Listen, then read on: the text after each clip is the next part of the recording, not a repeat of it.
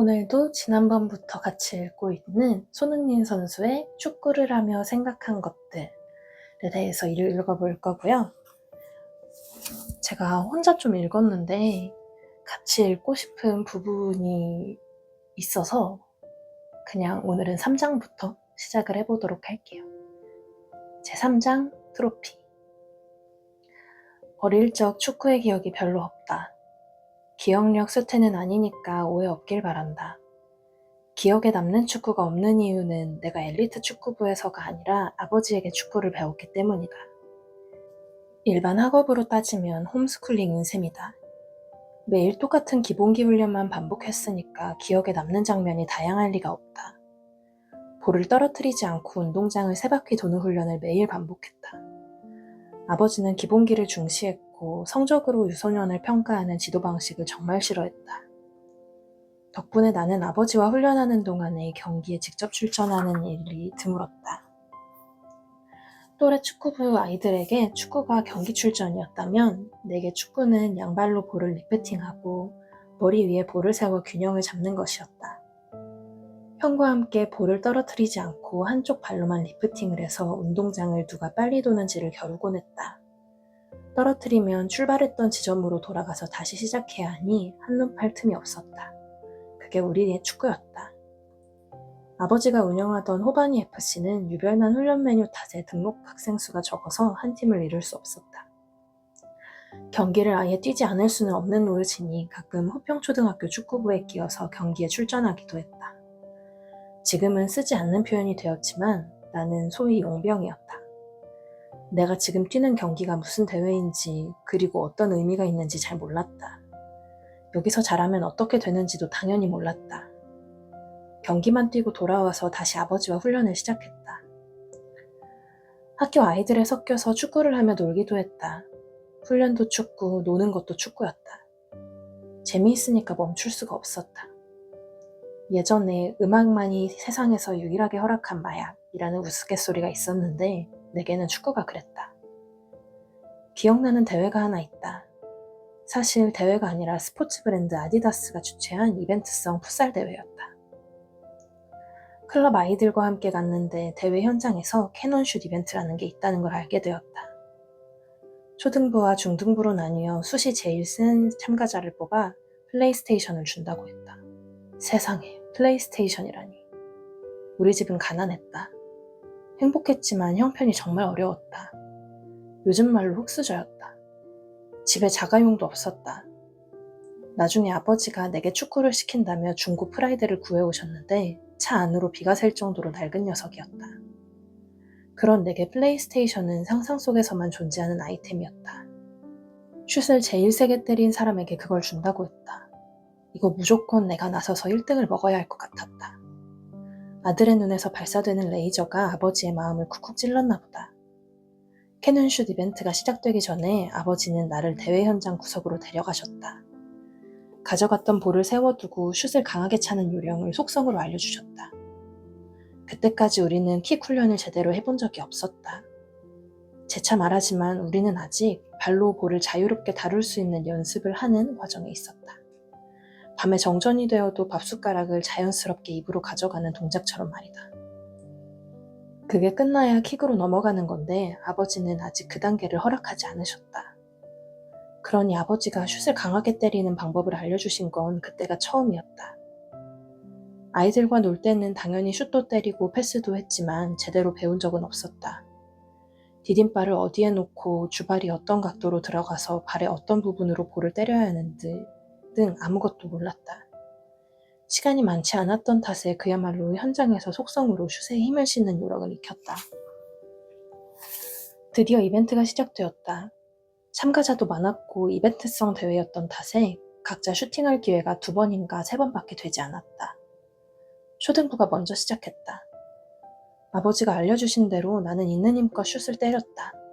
현장 스태프들이 다들 오 하며 놀라는 눈치였다. 속성 과외 덕분인지 내가 생각해도 평소보다 슛이 강하게 날아갔다. 정확히 속도가 얼마로 측정되었는지는 기억나지 않지만 내 슛이 제일 빨랐다. 당당히 초등부 1등을 차지했다. 중학생 형들까지 합쳐도 내 기록이 2번째로 빨랐다. 꿈에 그리던 플레이스테이션이 내 손에 들어온 것이다. 축구 인생에서 처음 들어올린 트로피가 아니었나 생각한다. 너무 기뻤다. 정말 좋았다. 플레이스테이션을 들고 나온 나를 반기는 형도 나만큼 좋아했다. 하하하. 빨리 축구 게임을 하고 싶은데 형과 내가 쓰던 방에는 TV가 없었다. 형제의 조바심을 풀어주기 위해 어머니가 부랴부랴 동네에서 작은 TV를 구해오셨다. TV 연결, 조이스틱 연결, 스위치 온. 내 인생의 첫 축구 게임이 시작되는 순간이었다. 형과 나는 시간 날 때마다 방에 틀어박혀 축구 게임에 몰두했다. 둘 다 지기 싫어하는 성격이었던 탓에 한 판이라도 지면 서로 역정을 냈다. 조이스틱을 집어 던지기도 했다. 물론 고장이라도 나면 큰일 나니까 소심하게 툭 던지는 정도였다. 조이스틱이 떨어지는 소리가 나면 거실에 있던 아버지가 험상궂은 표정으로 째려보셨다. 그러면 우리는 이게 손에서 떨어졌네? 헤헤 하며 아무 일도 없었다는 듯 치미를 댔다. 춘천에 있는 후평중학교에 진학해서도 2학년까지 아버지의 훈련을 받았다. 내용은 바뀌지 않았다. 지겹다는 생각이 들다가도 아버지의 이글거리는 눈빛 앞에선 찍소리도 내지 못했다. 2학년에서 3학년으로 올라가면서 아버지는 일대 결정을 내렸다. 실전 경험이 필요하다고 생각하신 것이다. 아버지는 당신의 축구 후배 나승화 감독이 지도하던 원주의 육민관 중학교로 진학해서 축구부에 합류하자고 하셨다. 혼자 떨어져서 하는 훈련에서 벗어나 또래 아이들과 섞여 경기를 할 수 있다는 마음에 냉큼 좋다고 대답했다. 춘천에서 원주까지 통학하기가 어려워서 숙소 생활을 시작해야 했다.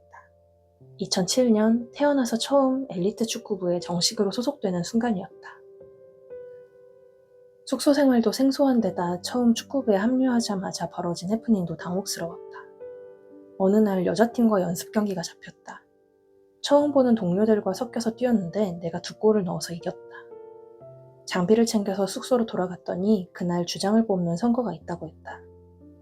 투표 후 개표를 했는데 축구부 아이들에게 내가 몰표를 받았다. 이게 무슨 일이지? 처음 만난 나한테 왜 주장을 하라는 건지 혼란스러웠다. 아마 그날 있었던 연습 경기에서 내가 좀 잘한 덕분인가 보다. 그야말로 갑자기 주장이다. 다행인지 불행인지 며칠 뒤 감독님이 나를 따로 불렀다. 흥민아, 아이들이 너를 찍긴 했는데 축구부에 들어온 지도 얼마 안 됐고 그리고 1살 많은 형이 있어. 그 형이 주장을 맡는 게 맞는 것 같아. 미안하게 됐다. 아니요, 전혀 미안해하지 않으셔도 돼요. 저도 너무 당황스러웠거든요. No problem. 숙소 생활에 생경함은 여전했지만 축구부원 아이들이 모두 착했던 덕분에 텃세 없이 잘 적응했다. 전형적인 엘리트 학원 축구부의 일과를 반복했다. 7시에 일어나서 아침을 먹고 수업을 듣고 점심 먹고 숙소에 돌아와서 쉬다가 오후 훈련을 했다. 저녁 먹고 각자 웨이트 등 개인 운동하고 씻고 밤 10시엔 취침, 빨래는 각자 해야 했다. 아직 어린 중학생들이 모인 숙소에서는 아주 단순한 경쟁이 벌어지기도 한다. 예를 들어 잠자리 경쟁이다. 숙소는 20명이 넘는 축구부 전원이 큰 방에서 몽땅 함께 지내는 구조였다. 여름이 되면 시원한 창가 자리를 서로 차지하려고 경쟁이 붙었다. 정말 순수했던 시절이었다. 헷갈리는 구석도 있었다. 축구부의 훈련은 내가 어릴 때 받아왔던 내용과 크게 달랐다. 특히 훈련 앞뒤로는 운동장을 계속 뛰어야 했다. 볼도 없이 그냥 뛰기만 하니까 정말 따분했다. 체력을 길러야 한다고 하는데 사실 딱히 도움이 되는지도 의문이었다. 그때 용민관 중학교 축구부의 전력은 그리 강하지 않았다. 학교 안에서도 축구부에 대한 기대가 그리 높지 않았던 것 같다. 그게 3학년 마지막 대회였던 제43회 축의 전국중학교 축구연맹전에서 바뀌었다. 청룡그룹에 속했던 우리는 결승전까지 진출하는 성과를 거두었다. 마지막 경기에서 남수원 중학교의 패에 준우승에 그쳤지만 용민관 중학교 축구부 역사상 전국대회 준우승은 처음이어서 학교 식구들도 모두 기뻐했다. 나는 대회에 5골로 공동 득점왕에 올랐다. 나와 함께 득점왕이 되었던 친구가 전북현대 모터스를 거쳐 독일 홀스타인 킬에서 뛰는 이재성이었다. 같은 대회 충무그룹의 MVP는 포철중학교의 에이스 손준호였다. 대단한 대회였다니까. 좋은 일이 또 있었다. 대회에서 나를 지켜본 대한축구협회 전임 지도자인 송경석 감독님께서 나를 15세 이하 국가대표팀으로 불러주셨다. 형은 너희 또래 애들이 얼마나 못하길래 네가 대표팀에 뽑히는 거야? 라면서 놀렸다. 부모님도 딱히 들뜨지 않았다. 집안 분위기가 그렇게 흐르다 보니 자연스레 나까지 덤덤해졌다. 처음 파주 트레이닝 센터에 갔을 때도 별다른 긴장이나 스트레스 없이 훈련 열심히 하고 오자 라는 생각으로 지냈다. 쉽지는 않았다. 전국 각지에서 또래 중 축구를 제일 잘한다는 선수들이 모이다 보니 기싸움이 심심치 않게 벌어졌다. 다른 엘리트 코스를 밟으면서 소위 전국 랭킹이라는 수식어가 붙는 아이들이었다. 실력만큼 자존심도 셌다. 어린 나이였으니까 경쟁자와 상대를 배려하는 마음도 당연히 어른보다는 덜했다. 전국대회 출전 기록이 거의 없었던 나는 외톨이 신세였다. 소속 학교도 딱히 유명하지 않았고 지금까지 제도권 바깥에서만 훈련을 해왔던 탓이다. 분위기가 그렇다 보니 덤덤했던 심리 상태가 오히려 도움이 되었던 것 같다. 만약 전국 짱은 바로 나야 라는 식으로 생각했으면 외로운 신세가 나를 더 괴롭혔을 것 같다. 축의 전국중학교 축구연맹전이 끝나고 아버지와 나는 진학할 고등학교를 고민해야 했다. 생각보다 결론은 쉽게 났다. FC서울과 유스 협약을 맺은 고등학교 축구 명문 동북고등학교였다.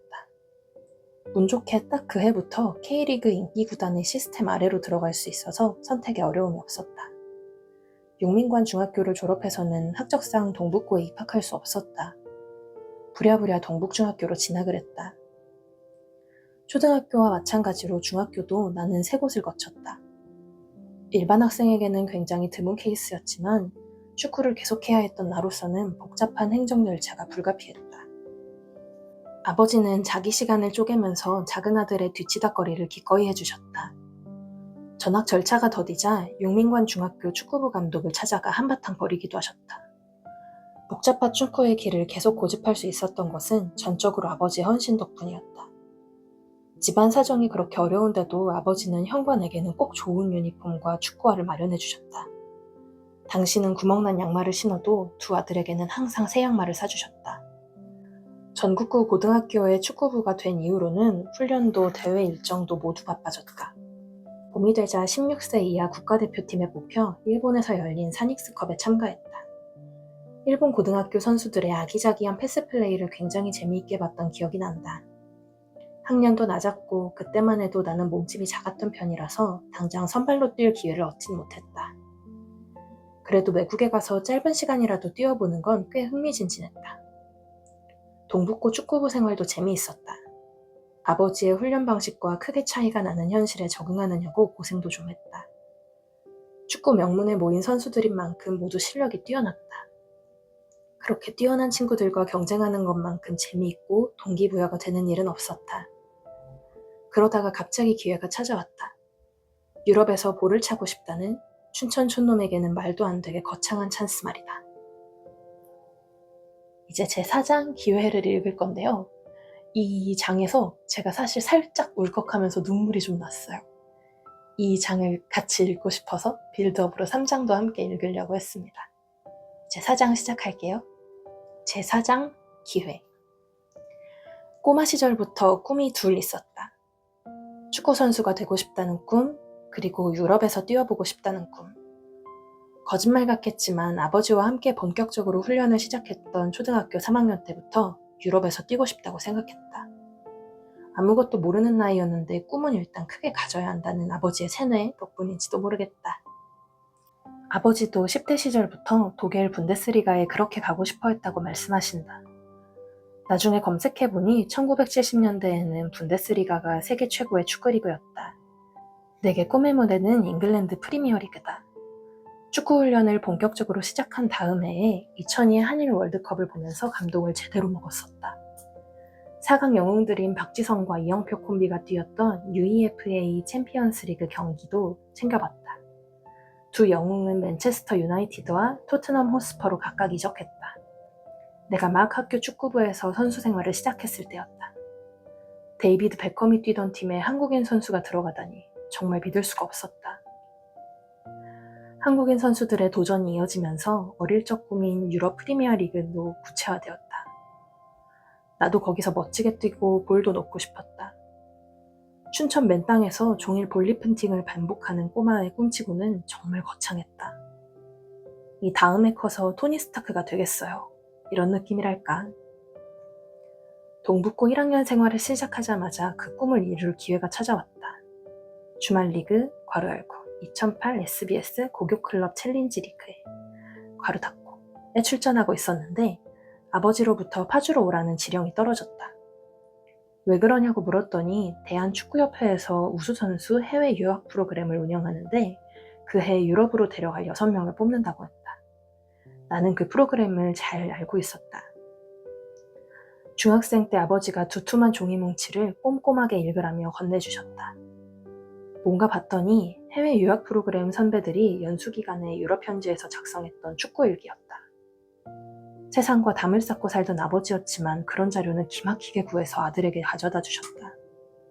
그중 유학 프로젝트 2007년에 5기로서 잉글랜드의 레딩에서 1년간 연수했던 지동원과 남태희 선배가 작성한 일기가 기억난다. 두 선배는 그 나이 때부터 이미 유명했던 전국구였다. 솔직히 레딩이란 구단은 처음 들어봤지만 프리미어 리그가 있는 잉글랜드라면 상관없었다. 상세한 내용은 가물가물하지만 자료들을 보며 유럽 현지에서 어떤 훈련을 하고 어떻게 생활하는지 대충 짐작할 수 있었다. 지금도 대한축구협회의 공식 홈페이지에서 다운로드할 수 있다. 확실히 말할 수 있는 사실은 딱 하나. 부러웠다. 정말 부러웠다. 나도 잘할 수 있는데 하는 생각에 가슴이 뜨거워지기도 했다. 가정 형편이 어려워 스스로 유럽 진출 기회를 만들기는 불가능했다. 그게 현실이었다. 아버지는 그런 상황에 얽매이지 않고 아들의 인생 계획에 유럽 도전을 이미 심어놓으신 것 같다. 협회의 해외 유학 프로그램은 우리 가족 모두에게 꿈에 다가설 유일한 기회였다. 지금 생각해보면 운도 따랐다. 해당 프로그램이 내가 갔던 6기를 끝으로 중단되었기 때문이다. 만약 내가 1년만 늦게 태어났어도 유학 프로그램은 나와 상관없는 일이었을 테고 함부르크와 인연도 생기지 않았을 것이다. 아버지는 다짜고짜 가능성이 있으니 이번에 제대로 한번 도전해보자 라며 잔뜩 흥분하셨다. 내 첫 반응은 응? 이었다. 나야 좋았지만 원래 아버지는 축구 제도권과는 거리가 먼 분이셨다. 협회, 연맹, 프로구단, 엘리트 축구부 같은 단어가 나올 때마다 이유는 잘 모르겠지만 버럭 화를 내셨다. 아버지가 너무 무서워서 왜 그러냐고 묻지도 못했다. 어머니는 그냥 아빠가 그런 거 싫어하셔 라고 하실 뿐이었다. 그런데 갑자기 아버지 입에서 가능성이란 말이 나오다니. 그때 날씨가 되게 더웠는데 그래서 그러시나? 파주로 올라가면서 들은 설명으로 퍼즐이 풀렸다. 이번 기수부터 독일 클럽이 선수들을 직접 선발하기로 했단다. 1기부터 5기까지는 협회가 선발한 선수들을 보냈다. 당연히 축구 실력을 기준으로 선별해서 보냈는데 참가자 대부분이 프랑스와 브라질, 잉글랜드 클럽에서 현지 적응에 애를 먹었다고 했다. 지금 와서 생각해보면 10대 소년이 유럽 축구에 적응하기 위해서는 실력과 함께 개인의 스타일도 중요하다. 경기장 안에서 뛰는 스타일이 유럽과 잘 맞아야 한다. 볼을 다루는 개인의 기술만큼 어떻게 뛰는지도 유럽과 궁합이 맞아야 한다는 뜻이다. 경기장 밖에서는 유럽의 라이프 스타일에 자연스럽게 섞일 줄 알아야 한다. 섞이지 못하면 꾹 참고 버티기라도 해야 한다. 쉽게 들릴지 모르지만 말 한마디 통하지 않는 외국에서 사춘기 소년이 혼자 버티기란 정말 어렵다. 협회는 고심 끝에 그러면 선수를 데려가서 훈련시킬 유럽 클럽이 직접 선발하도록 하자 라는 해결책을 내놓았다. 그 첫 작품이 바로 내가 참가하게 된 6기 프로그램이었다. 그때 프로그램에 참가했던 독일 클럽은 함부르크와 니른베르크였다. 두 클럽이 각각 3명씩 데려가는 방식이었다. 나는 그 사실을 파주 트레이닝 센터에 들어가고 나서도 몰랐다. 그냥 독일 사람들이 와서 뽑아간다는 정보가 내가 아는 전부였다. 내가 도착했을 때는 16세 이하 국가대표팀 상비군 선수들 30여 명이 이미 파주에 모여서 독일 관계자들 앞에서 훈련을 하고 있었다. 주말 리그 경기 일정 탓에 나는 마지막 이틀 동안 열리는 연습 경기에만 참가할 수 있었다. 중학교 3학년 때 처음으로 15세 국가대표팀으로 뽑아주신 송정석 감독님께 감사 인사를 드리고 곧바로 연습 경기에 들어갔다. 경기는 25분씩 3번을 뛰는 3쿼터 방식이었다. 처음에는 원래 포지션인 오른쪽 측면에서 뛰었다. 주말 리그를 뛰고 온 터라 약간 힘들었지만 처음 패스를 받았을 때 볼이 발에 닿는 느낌이 너무 좋았다. 속으로 오늘 되겠다는 느낌이 들었다. 볼이 발에서 도망가지 않은 덕분에 드리블도 내 마음대로 되었다. 첫 쿼터가 끝나자 독일 관계자와 함께 있던 현장 직원이 오더니 다음에는 왼쪽 측면에서 뛰어봐 라고 말했다. 가슴이 덜컥 내려앉았다. 잘 뛰고 있는데 갑자기 자리를 바꾸라고 하니까 분명 잘했다고 생각했는데 내가 그렇게 형편없었나? 머릿속이 복잡해졌다. 두 번째 쿼터에서 왼쪽 측면으로 이동해서 경기를 시작했다. 다행히 컨디션이 좋아서 불안감을 씻어낼 수 있었다. 왼쪽에서도 나는 드리블로 마크맨을 어렵지 않게 제쳤다. 끝까지 치고 들어가 왼발로 올린 크로스도 정확하게 문전으로 날아갔다. 어릴 때부터 양발을 쓸 줄 알아야 한다며 어린 아들을 그렇게 혹독하게 가르쳤던 아버지의 고집 덕분에 나는 왼발을 편하게 사용한다. 지금도 왼발 슛에 더 자신이 있을 정도다. 두 번째 쿼터도 그렇게 잘 마무리했다. 두 쿼터가 끝나자 헐떡거리는 숨과 안도의 한숨이 섞여서 나왔다. 마지막 쿼터를 준비하는데 아까 그 직원이 와서 너 이번에는 맨 앞에서 스트라이커 해봐 라고 했다. 이건 뭐지?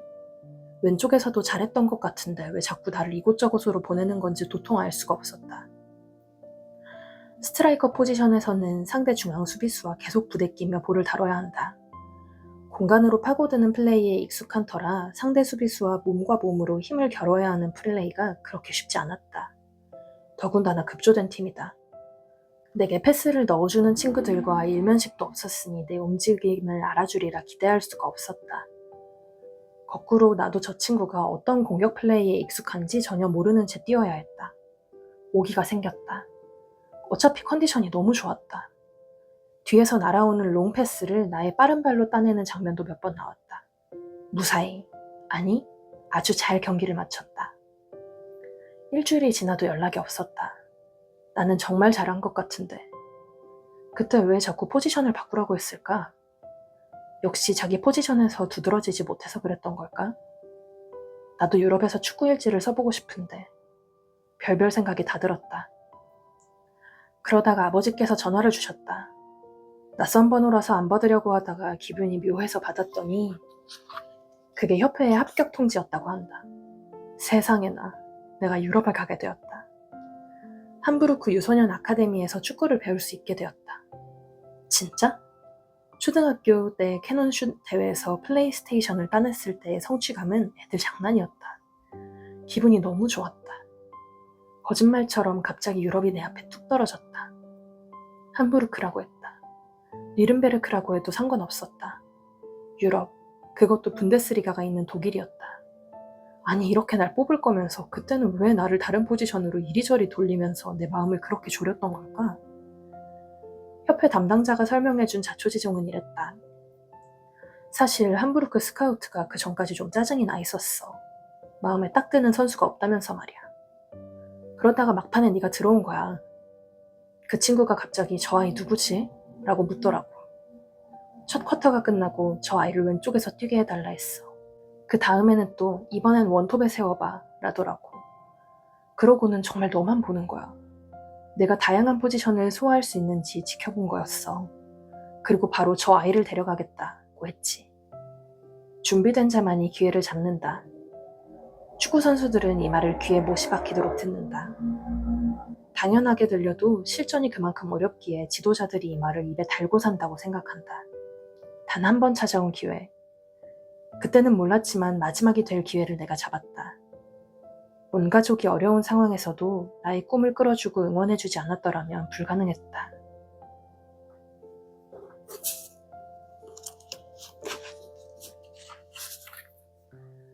저는 손흥민 선수가 당연히 엘리트 축구를 하는 엘리트 선수라고 생각을 했거든요. 그래서 이렇게 어려운 집안 사정이 있었다는 것도 한 번의 기회를 따내려면 정말 인정사정 없는 상황에서 노력을 했어야 했다는 것도 이렇게 고군분투를 하면서 자기 자신이 스스로 개척을 해왔다는 것도 몰랐어요. 왜냐면 제가 아는 정보는 아버지가 축구선수라는 것, 그렇기 때문에 당연히 집안 대대로 다 축구를 하는 엘리트 집안일 것, 이라는 것 뿐이었거든요. 그래서 이 장을 읽었더니 손흥민 선수에 대한 경외심 같은 게 되게 생겼고, 사실 살아있는 사람에 대한 자서전을 읽는 걸 즐기는 편이 아닌데 굉장히 뭉클하고 감동이 있었어요. 여러분과 감동을 함께 나눌 수 있어서 너무 좋다고 생각합니다. 그러면 다음에 또 만나요. 안녕!